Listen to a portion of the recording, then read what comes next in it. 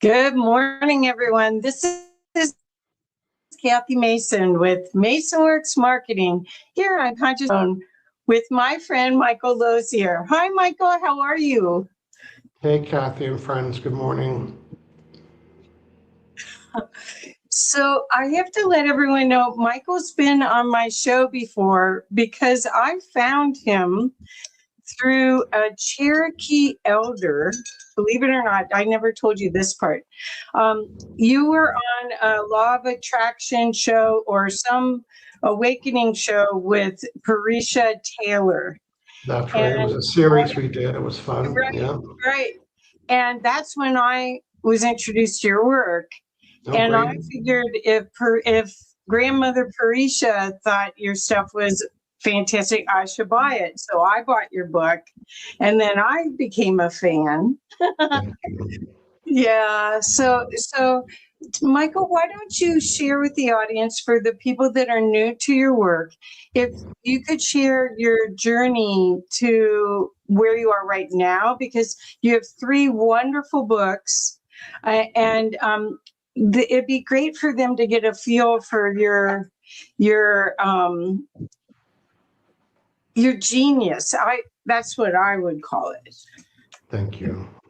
You're Okay. And then welcome. yeah. So if you're, for those of you watching right now, go get a magnet, and I'll tell you why later. So in case you have to dig and look for it, you might want to put us on pause, go get a magnet, come back. We're going to need that in the second half hour of today. But first, welcome everybody. And words inspire, as Kathy says. So that's my goal today, is to inspire you with words and how to take action. First, I want to talk about my book, Law of Attraction. It's a thin book. It's 144 pages long, and it's 24 years old. I wrote this 24 years ago, Wow. and it was the only book on the internet that had the word Law of Attraction in the title. It was 3 years before The Secret came out, and it's published in 37 languages, and I sold 4 million copies. So I've had a very beautiful career. I traveled around the world. I went to 17 countries, and because my book was in so many different languages.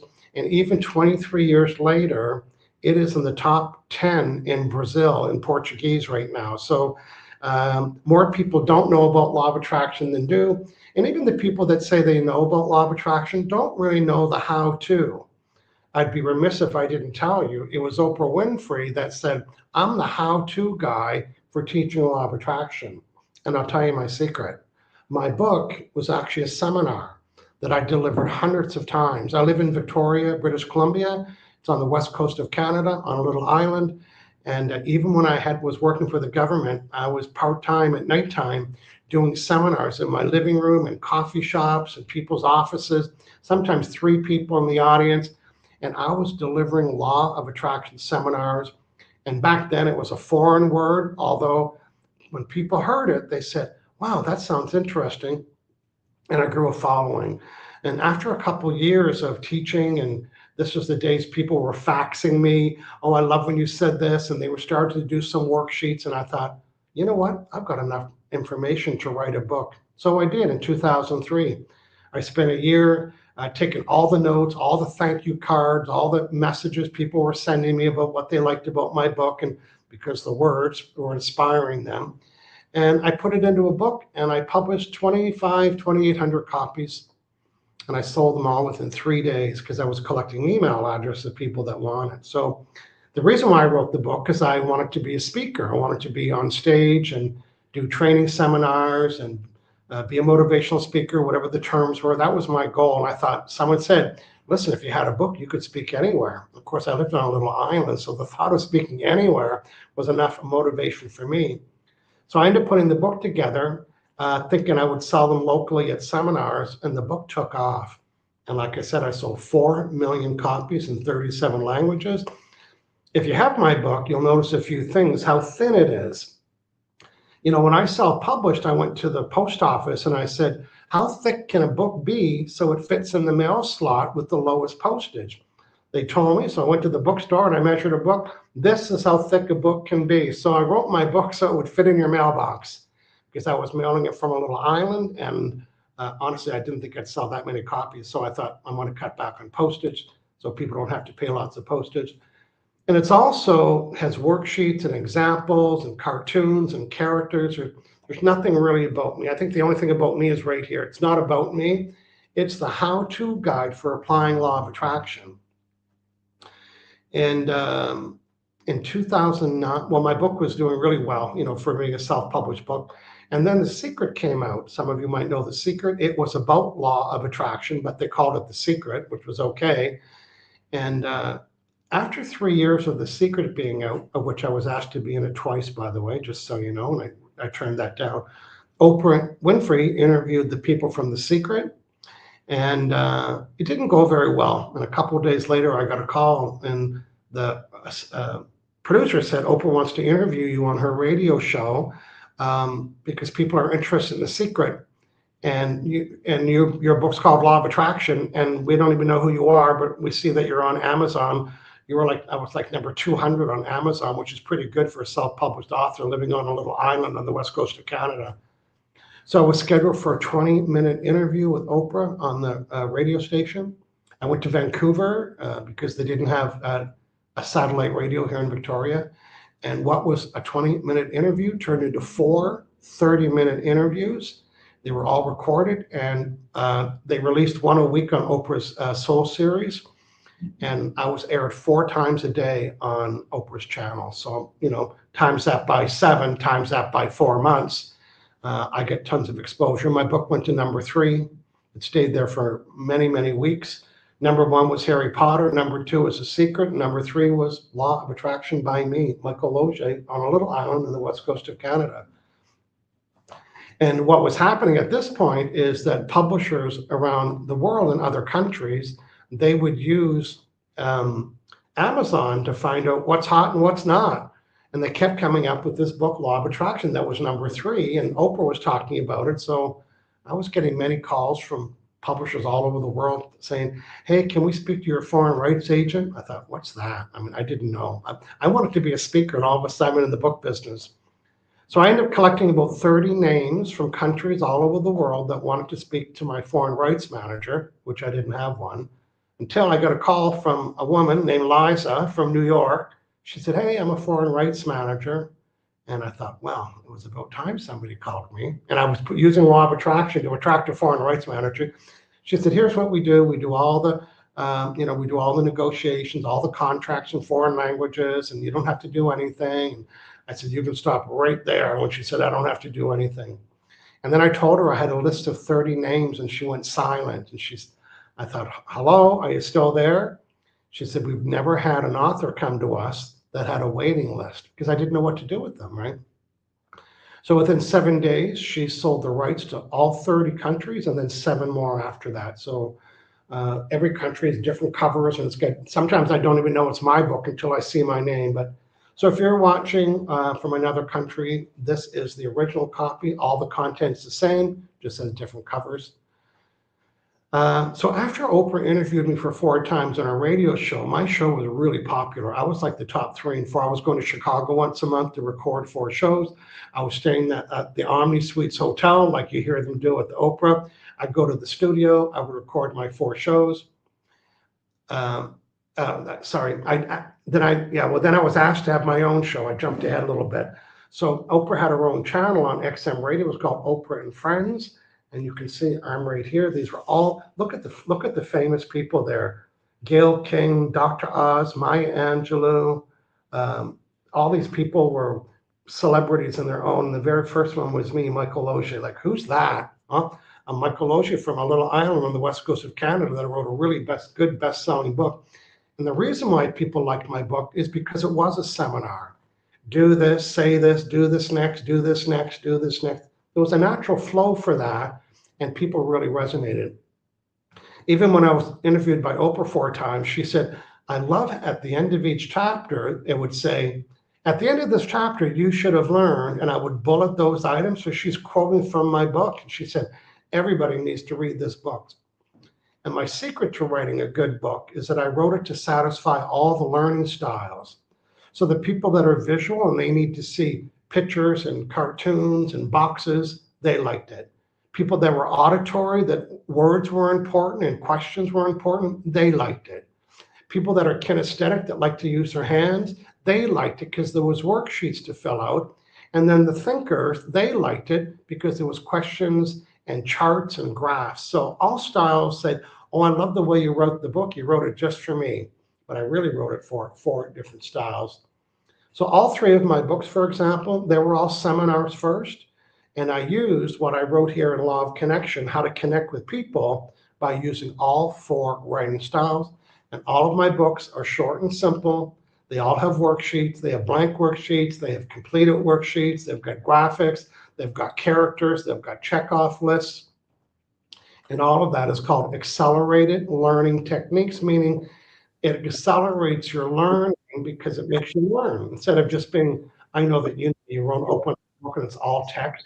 That's hard to digest, but my book isn't like that. My book's got cartoons in it. It's got graphics in it. Yeah. Yeah. Well, you can tell you're a trainer. You can really tell you're a trainer because the book is like working directly with you in a training module, and it's fun. That's the other thing is it's not this dry list of things to do without a personality. Those little cartoons are really cute. Okay, so I have to ask a question. Why do you think you were inspired? I mean, did you just wake up one morning and go, I'm going to create this? Because you were way ahead of the industry, the personal self-help industry. I agree. Yeah. What inspired you to do this? Good question. Thank you, Kathy. When I was younger, I was bigger and heavier, and I was bullied sometimes. And I never understood why. And my joke was I was my mother's favorite. I was a good kid. I was polite. I was good to my parents. And I was a good student. I didn't do anything bad. I was just a good kid. But I would be bullied sometimes. And I never understood that, that relationship. Why would I be bullied? And I was going to church and I didn't understand the connection. Why would a God have me bullied when I'm such a nice guy? And I never understood it. And then I started to see a pattern. I was young. I was probably like 12 or maybe 12 to 14 or something. And I was still in junior high school and I was bullied. And I remember being worried about being bullied. Oh, I don't want to get bullied. I hope I'm not bullied today. And you know what? I would get bullied. As soon as I said I didn't want to be bullied. And then I was going into, I want to say grade 10. I was going to high school, started high school, a brand new high school. Nobody knew me. And I said, well, I don't want to be bullied there. And then I said, so what do I want instead? Well, I just want to be fresh there. I don't want anyone to know that I used to be bullied. I want to meet some nice friends and that. So when I went to high school, I brought that attitude with me. And I was really careful not to talk about being bullied because remember, I saw the pattern. When I said what I didn't want, I would attract more of it, which I later learned. That's what law of attraction does. It brings you more of what you give your attention to. The book called Rich Dad, Poor Dad, and the one rich dad was rich and one dad was poor, and the author noticed the different vibration. Well, mine was similar. I noticed when I worried about being bullied, I get bullied. And then when I go to high school, I wasn't bullied once in 3 years. Matter of fact, I had lots of friends there. So I saw the pattern. And sometimes when I'd worried about being bullied outside of school, I would get bullied. And I thought, oh, there's that thing happening again. I got to stop giving attention to being bullied. And then probably about 30 years ago, I went to a seminar in Seattle. I live in a little island north of Seattle in Canada. I took the ferry to Seattle and I'm at this seminar. And for the first time ever, I heard the seminar leader say, law of attraction. I thought, law of attraction? What does that mean? It really resonated with me. My whole body said, pay attention. And the definition of law of attraction was the first most important thing that changed my life. And law of attraction states, I'm going to show it to you. Law of attraction, it matches vibrations, positive or negative. So I said, well, first, what's a vibration? Now, we didn't use the word vibration 25 years ago, but the word vibe, I don't like his vibe, or I don't like the vibe in this city. I don't like the vibe she has. So we knew the word vibe, but it really meant vibration. So right now, all of us have a vibe. If you're angry and ticked off, that's your vibe. If you're disappointed and angry, that's your vibe. If you're happy. So here's a picture from the guy in my book. And it says, what's in your vibrational bubble? In other words, if you're ticked off, you got an angry vibe. If you're celebrating something, you've got a good vibe. It's just your moods or feelings. And right now, everybody has a vibe. And what law of attraction is doing to that vibe is matching it. So when I talked about being bullied, that was my vibe. It's like going to Google and say, I don't want to be bullied. Google's going to bring up everything about bullying, even though you said you didn't want that. You see, every time I use the word don't, not, and no, or every time I talk about what I don't want, I get more of it. If I go to Google and say, don't show me a pink elephant, Google will show you a pink elephant. Why? Because that's what you gave attention to, even though you said you didn't want it. You see, Google strips away the words don't, not, and no and brings you what you said you didn't want. After this interview, go to Google and say no pink elephants. And if you're thinking you're going to get blue ones, you're in for a surprise. Yeah. No pink elephants will bring you pink elephants. Michael, and the younger kids that are at restaurants and in the service industry, they all have been taught to say no problem. And, Yes. and every Don't once worry, in a while, no do problem. you realize the universe doesn't hear no, it just hears problem? That's right. They don't get it. But again, see, these are simple things that can really help people, especially during this time of huge change. And that's why I was so happy that you said yes to come talk with us today, because this is a time, 2025 has been like a roller coaster in change. And 2026 is probably going to be even higher waves of change. Yeah. And you get, with the work that you do, we get to see how we can be empowered to ride that wave with joy or with excitement instead of fear, right? Yes. Well, you're the woman with words inspire. They do inspire, and we have to learn to use them carefully. Let's just recap this point, Kathy. Every time I use the word don't, not, and no, I just gave attention to what I didn't want to give attention to. So when I say, oh, I don't want to be rejected at the interview, I don't want this to be difficult, I don't want them to ask me tricky questions, as soon as you give that attention, that's your vibe. So you go to the meeting, what do? They reject you, they ask you tricky questions, you don't get the job. You planted that seed before you got to the meeting. How about a date? Oh, I don't want to date someone that's rude or doesn't treat the server nice at the restaurant, or I don't want to date someone that drinks or smokes, or I don't want to date someone that's rude or that talks over me. That's like putting in that request. And the challenge is whatever's included in your vibration, that means whatever you give your attention to, law of attraction isn't smart. It's obedient. It doesn't know that's what you want or you don't want. It doesn't know that's what's good for you or not good for you. It's obedient.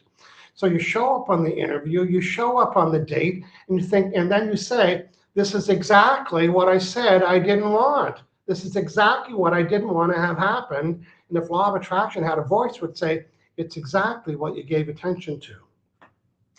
So I'm going to give some homework for everybody between now and the rest of your life. Draw the words don't, not, and no in a circle and draw a line through it and burn this image. Look at right now, burn this image.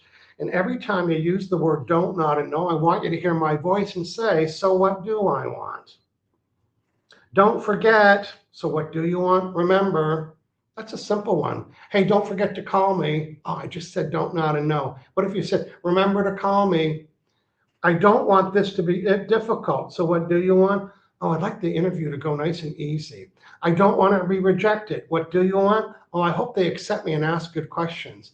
I don't want to date someone that's rude. What do you want? I want to date someone that's pleasant. I don't want a client that doesn't have any money. What do you want? So every sentence in the world that has the word don't, not, and no can be reframed. Even a sign at the department store that says, don't use this door could say, use this door. Don't park here could say, park over there. And for the parents that have kids, don't touch the stove. I know for a minute you're going to, what else to say? Well, what do you want? Keep your hands away from the stove. Don't talk back to your mother or father. What do you want? Talk polite. Don't beat up your brother. What do you want? Be nice to your brother. Don't spill your milk. Huh. We all know what happens then. Don't spill your milk. So what do I want? Drink your milk carefully. Here's your homework between now and the rest of your life. Every time you use the word don't, not a no, you cannot not hear my voice say, so what do you want? And when you go from what you don't want to what you do want, the words change. And when the words change, the vibration changes. And when you change your vibration, you change your results. And the only way to get a different vibration, a different result is to different. Look at this. Changing your vibe changes your results. It's that simple. You create the experience you want by being very intentional and inspire yourself with the right word. Michael, So, will you show eliminate. that again, please? Will you show What's that that? one again? Okay, I'm going to show the two favorites. Okay. And the Right. next, perfect. And the next one. So Yeah. say, for example, when I say, I don't want to attract clients that don't have money. So what do I want? I want clients that have money. And as soon as I say that, I've changed the vibe. That's right. And now I have a brand new vibe. And whenever I have a brand new vibe, now that new vibe is included in my vibration. And when that's in my vibration, I get what I vibrate. Perfect. I Perfect. get what I vibrate. So if you're taking a look and thinking, well, I wonder what the vibe is I'm sending about money, to open your wallet, it's a perfect match. I wonder what the vibe is I'm sending about getting a date. You get what you vibrate. How has the dates been? You wonder what your vibration is around getting sales or customers or clients. You get what you vibrate. You want to know what your vibe is about job interviews? How's that working for you? I didn't create the rule, I'm teaching it. Whatever you vibrate is what you get more of. And today's big lesson is that you have the most unique ability in the whole world. That you have a vibe reset button. You have the ability to reset your vibe. How do you do that? You change your words. And when you change your vibe, you change the result. You don't like what you're getting? Press the vibe reset button. Give something else attention. Talk about the way you want it to be. Talk about what you do want. And the good news is you can only hold one vibration at a time. So when I go from what I don't want to what I do want, the vibes change, and now I'm holding a new vibe. The most unique ability we have is we can control our vibration by controlling our thoughts and what we give attention to. Beautiful. So Michael, do you recommend a reframe right away, or so I've experienced training before where they said go to the ladies' room and reset yourself. You know, where you had something that was disruptive or emotional reaction, you were triggered in some way, and they say actually get out of the space and then reframe. Do you have any suggestions of how to do that? Because a lot of people are in an office space or they're triggered, and there's lots of things wanting to be cleared right now, so there is triggering right now. Yeah, well, you could do that. You know, people have to have their own strategy to reset their vibe. Sometimes it's hanging up the phone. Sometimes it's deleting the comment on your website. Whatever you have to do, I don't have a sign for it, and I should. Whatever we need to do to mind your vibration. Perfect. I did have a little button that says, I mind my own vibration. In other words, I mind it. What does that mean? I look after it. I don't read negative stuff. I don't respond to it. If it's there, I delete it. It's my web page, it's my Facebook page, it's my Instagram page. I decide what I'm going to read, what's going to be posted there. I even tell some people that I've been following, if you have that subject, I'm just letting you know, I'm going to unfollow you because I don't like to see that subject on my feed. Wow. And people says, you're so sensitive. And I said, thank you, I am. Because I'm a minder of my own vibration. Law of attraction doesn't know why I'm angry or ticked off at reading something. It doesn't care. So now I'm sending a negative vibration about something that's on my feed that I have to see. If I see it, I feel it. If I read it, I feel it. If I'm at the grocery store and someone's complaining about prices, I change lines. I'm selfish. You know what selfish means, Kathy? Yeah. Selfish equals self-care. I care about my vibration so much, I'm selfish about what I include. It's our only job. Your only job is to mind your vibration. And it gets easier. The more you pay attention to having a good vibe, the more you'll attract good vibes. Right. Initially, it's like, oh, I got to reset. I got to reset. But after a while, your dominant vibration becomes positive and you stop attracting lower negative vibrations. So in the beginning, you might catch yourself saying, oh, so what do I want? But eventually, you'll go to think about what you don't want, and a little voice would say, so what do you want instead? That's a brand new behavior. That is so cool. Okay, and I love the the self-training to care about yourself. I mean, I think especially so many of us have been trained to take care of everyone else. You know, as a servant leader, if you're a small business owner and you have employees, a lot of that work is taking care of your employees as well as your customers, and you come in at the end. But what we're saying is you do your work first and really work on what you're providing as the atmosphere and the environment for brilliant ideas to come through, and then everything flows. Well, could you talk a little bit about some of your other work, your law of connection a little bit? I think it would help people to understand this time period. Again, we're right at the end of the year, we're going into the next year, and every time most of us have our goals or our marketing plans or business plans for next year, and we're full of enthusiasm, but right now it seems like the energy, we have to become more aware of our emotional system in order to keep our energy high enough to implement. So that's what I thought maybe you could segue into talking a little bit about how we keep our energy up so we can create all this cool stuff that we want to. Good. I'm going to talk about three subjects. These two books and this chart behind me, which is called The Emotion Code. First, I want to talk about law. It's on avail. I published it in 2009. It did well, but it didn't sell 4 million copies. But it is available digitally. If you go to my website, which is myname.com, michaellosier.com, there's an assessment that you take. It's free. And there's 4 different ways that people like to receive information. They're called communication styles. Some people like to see it. So if you have a spouse or kids or boss or employees and you want to communicate a message to them and you're just talking, you're not matching their style, and that breaks rapport. And broken rapport means broken relationship. So, oh my God, he's so confusing. He just talked the whole thing. So that wasn't their style. So you need to know how to detect that somebody likes to receive information in a visual form. That means they like to see it. Show it to them. I want to show you this on the board. I want to show the website.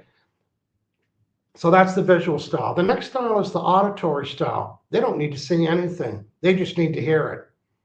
They might even say, tell me what you want me to do. Somebody else says, show me what you want me to do. That's the visual. An auditory would say, tell me what you need. Tell me what you want me. Ask me a question. They love words. They don't need to see it. They don't need to write it. They'll remember it because they heard it. So if you have an auditory spouse or kids or employees, that's how you communicate best for them. We have all 4 styles, but one of them is dominant. The third style is kinesthetic. This is the style that likes to use their hands. They also have feelings. So you would ask them, how does this feel for you? Are you comfortable with this? Does this feel okay? Now, somebody that's visual, if you say, how does this feel? It confuses them. It's like, it looks good. You can tell by people's answer their style. So if you know you have a kinesthetic spouse, children are at work, you wouldn't say, how does this sound?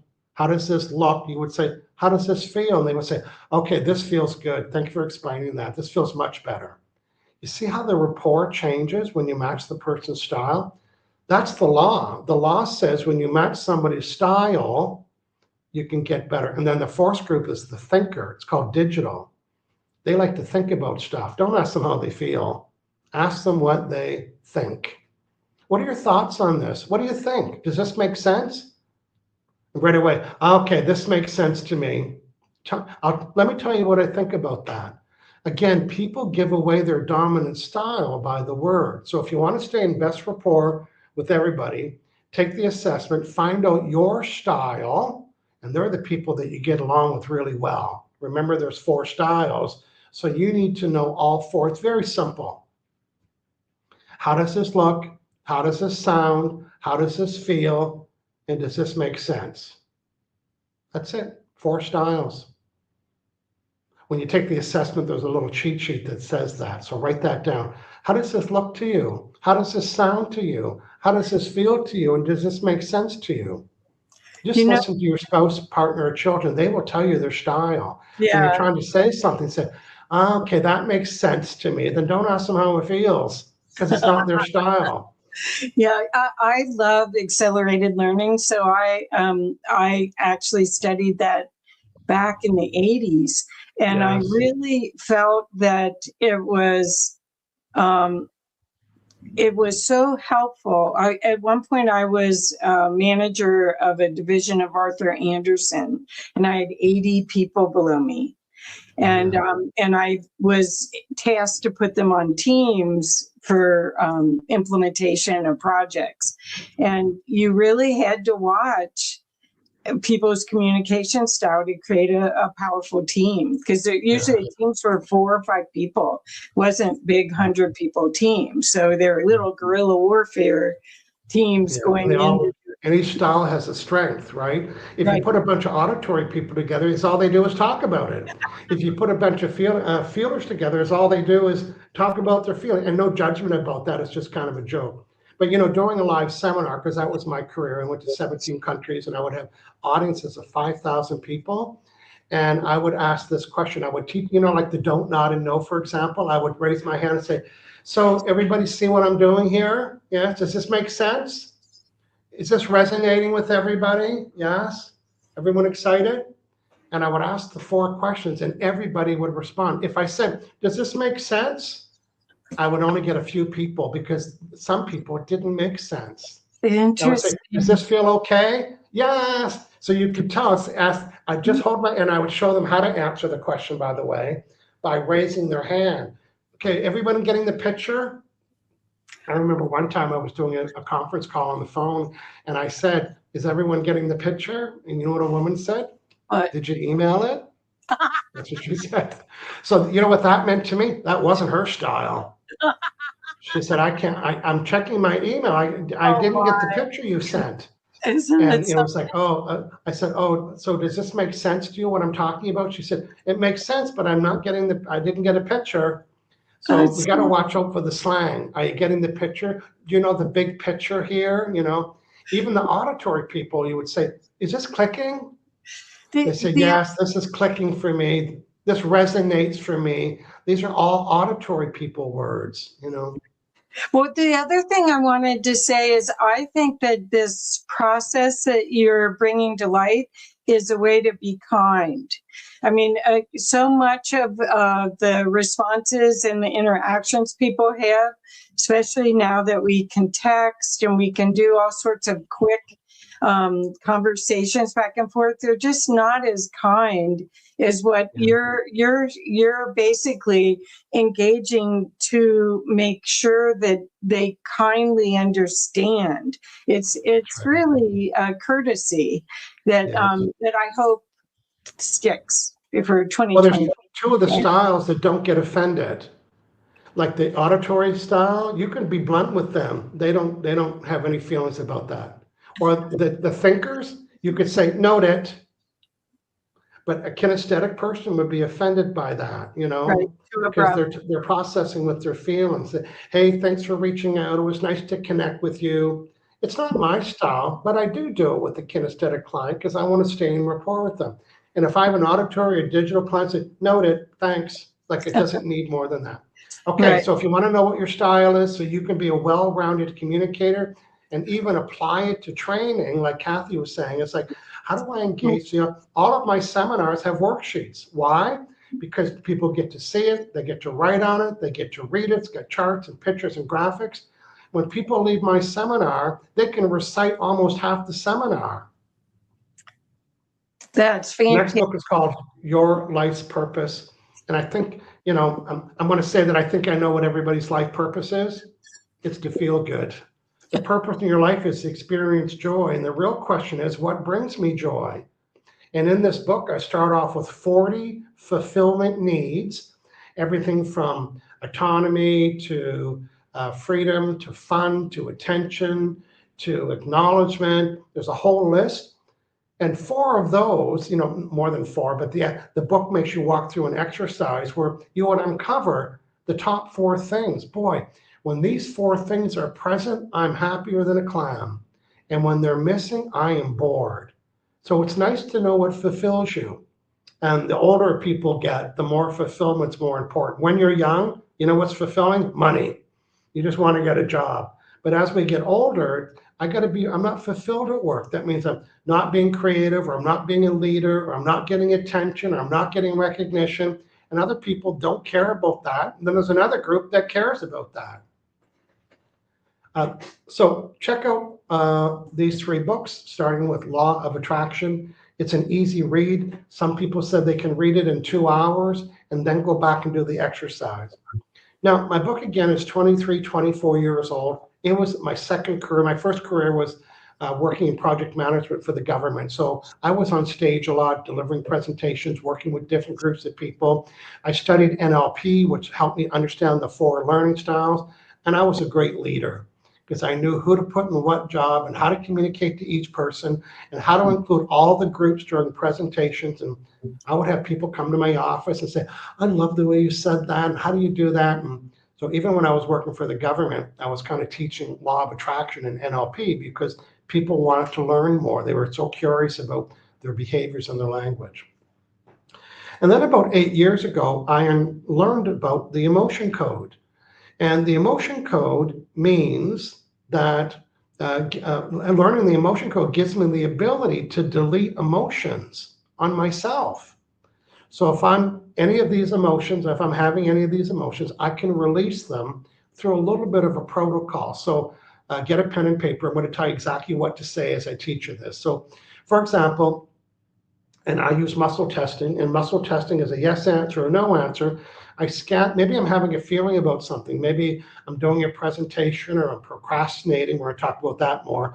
I'm procrastinating, or I don't want to write the article, or I don't want to make the phone call. I'm thinking, what's stopping me from doing that?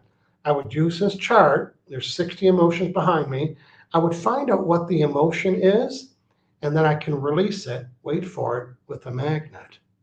So maybe the emotion that I'm feeling is fear. Oh, I'm too fearful to send that email or to respond to it. I can take this magnet, and this emotion is about this size. That's fear right here. And what I can help you delete is using a magnet. And the magnet is stronger than the emotion. And when I use the magnet, it dissipates the emotion, and then I don't have it. Now, most people don't know how to muscle test, so you don't know how to identify it, but I am going to teach you today. There's one emotion on the chart that causes procrastination. So maybe you're setting up your goals for the month, or the goals for the new year, or maybe a goal for your life. I know you've all done it, particularly around January. We set all these goals, we get all excited, and then we never get it started. It's not that you're lazy, and it's not that you don't care, but there's an emotion that arises. That means it wasn't there before. Oh, I have a goal, and this emotion arises. I'm going to read the definition of that emotion from the book called The Body Code.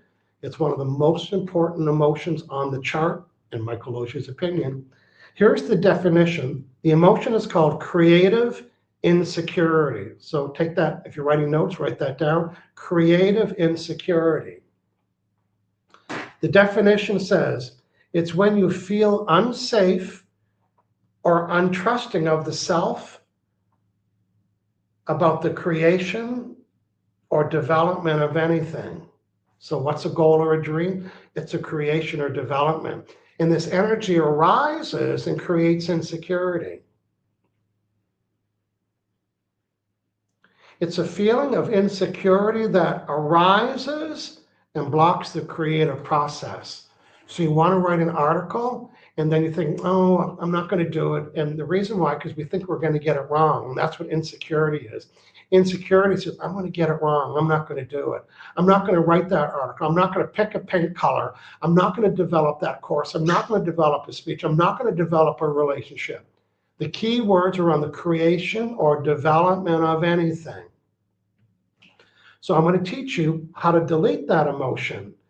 And it's causing you to procrastinate. That means not to finish something, not to start something. Maybe there's a little simple task around your house. Practice there first. Maybe you've been wanting to recycle the closet and get rid of some old stuff, and you haven't been doing it. Why? You're putting it off. Why? Because of creative insecurity. Why? Because you don't want to get it wrong. You don't want to throw the wrong stuff away, or you're putting it off. Maybe you got to email your client base and you've been putting it off. Why? Because of creative insecurity. You're about to create anything in your life, personal or business or relationships, that you've been procrastinating and putting off. Maybe doing your taxes. Maybe you're returning a phone call. Maybe putting out a report. I don't need to give you a list. Everybody has one. Everybody has one thing they can think of that they're procrastinating on, and this is the source. Doesn't mean you're lazy. It doesn't mean you don't care. It doesn't mean you don't have willpower. This supersedes everything. This emotion will stop massive action. So I'm going to teach you how to use a magnet and release this emotion. So Kathy, come back to me. We're going to practice together.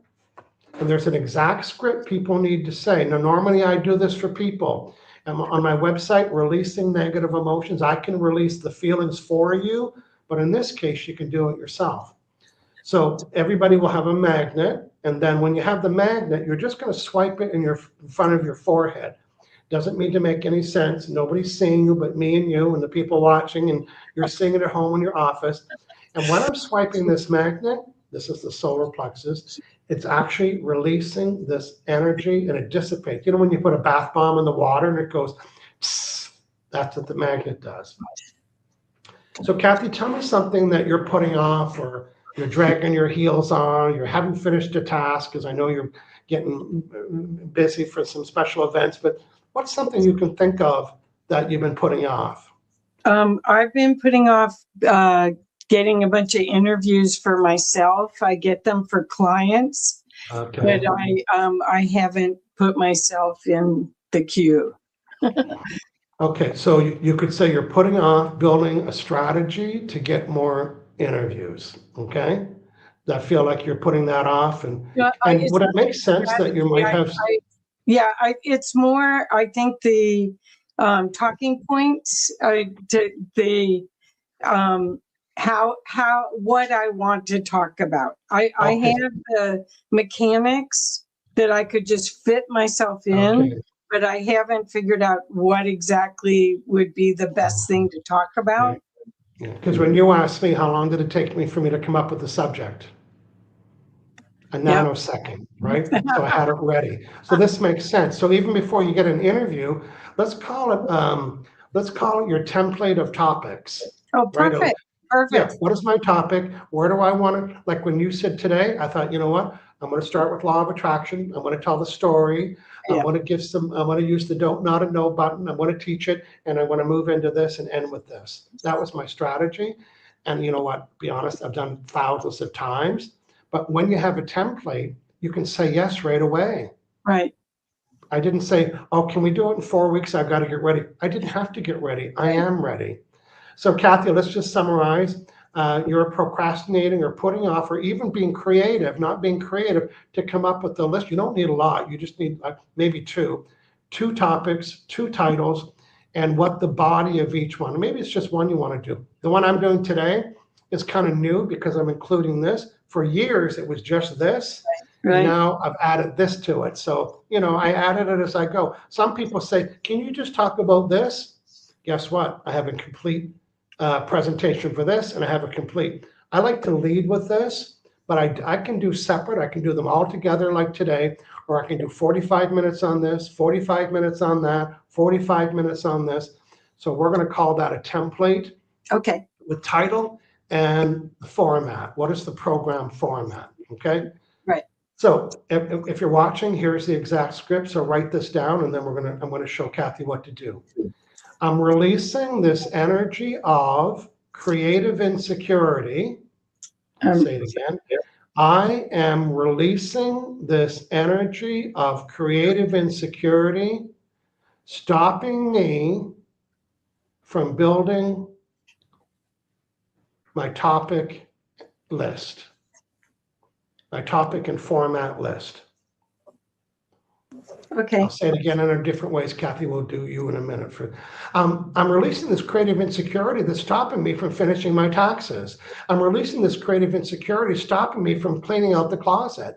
I'm releasing this creative insecurity stopping me from returning a phone call. I'm releasing this creative insecurity stopping me from shopping and fixing the drain in my kitchen. Anything that you've been putting off, most people are spending more time putting it off than doing it. So while you're saying that, you're going to swipe. So Kathy, just swipe and don't worry about how many, or just be free. Just keep swiping and you repeat after me. Okay. I'm releasing this creative insecurity, stopping and blocking me from creating a document with podcast or with interview topics and outline. Let's do a couple more. I'm releasing this creative insecurity. That's stopping me from creating ideal titles to present. Let's do another one. I'm releasing this creative insecurity, stopping me from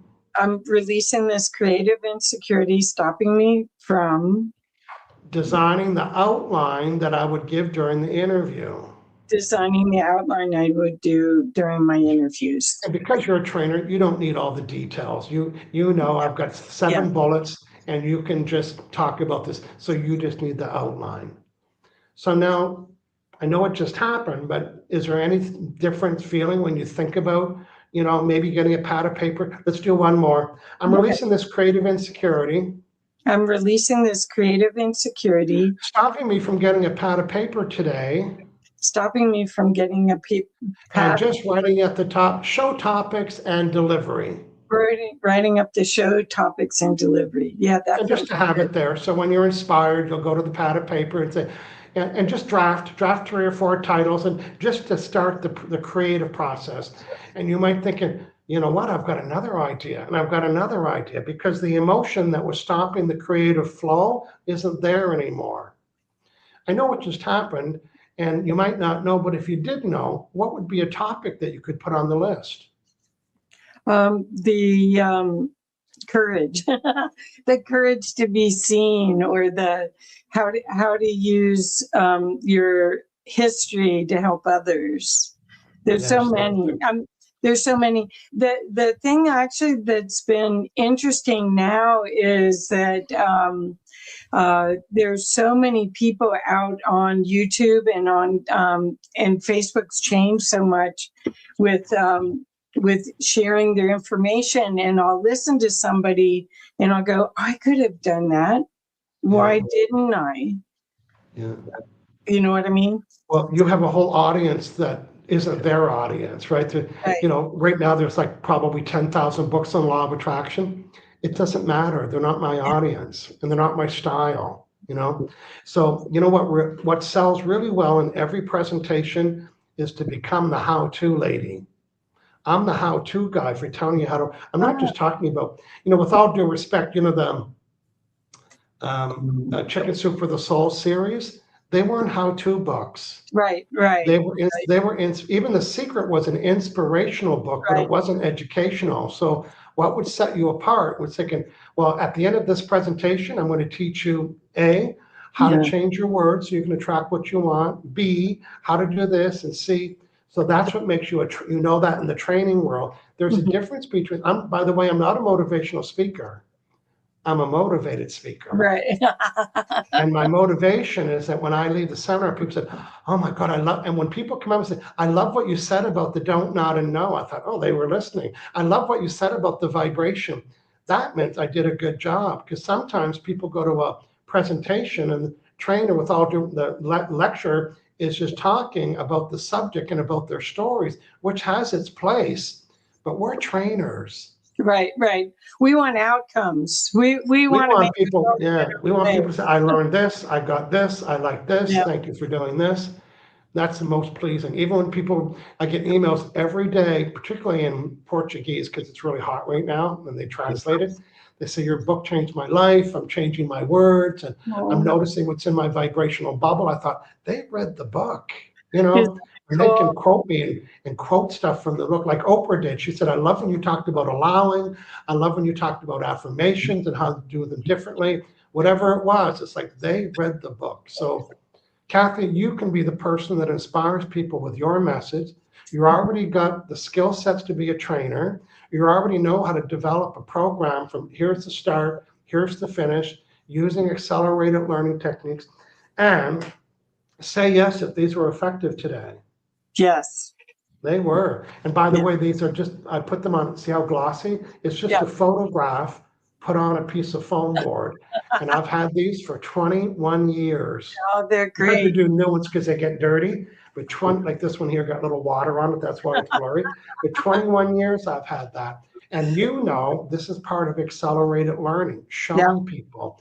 So when you design your presentation, say to yourself, I need to come up with 4 show and tells.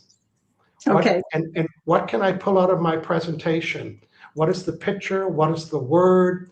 What do I want people, when I went to Malaysia, I went 7 times and we printed 10,000 of these. They were little metal Uh-huh. buttons and everybody got one.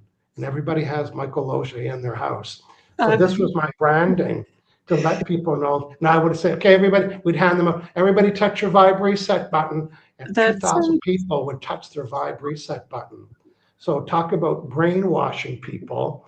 In other words, I was washing people's brain of things that weren't serving them to perfect. teach them you have a vibe. So what is your Vibe Reset button? Is it a courage button? Or is it something that people will leave with and say, I learned this from Kathy Mason. I'll never forget it. Oh. Well, my mission is to help as many people wake up to their divinity and be empowered to share their genius. So Yeah. this is all part of it. Me showing up and finding the pathway to it. And for everyone that's watching this, you can see how Michael is an amazing coach. And if you had one-on-one sessions with him, you're getting a little bit taste of what it might be like. Obviously not this public, but you would be changed forever after having these sessions with him. He's been doing one-on-ones for business success and personal success for years. And I just highly recommend your work. Yes. Kathy, it was a delight. I need to let you go. Thanks for hanging out with me today. It was a great interview. Thank you so much. Thank you, dear. Okay. Thank See you. you later. Bye.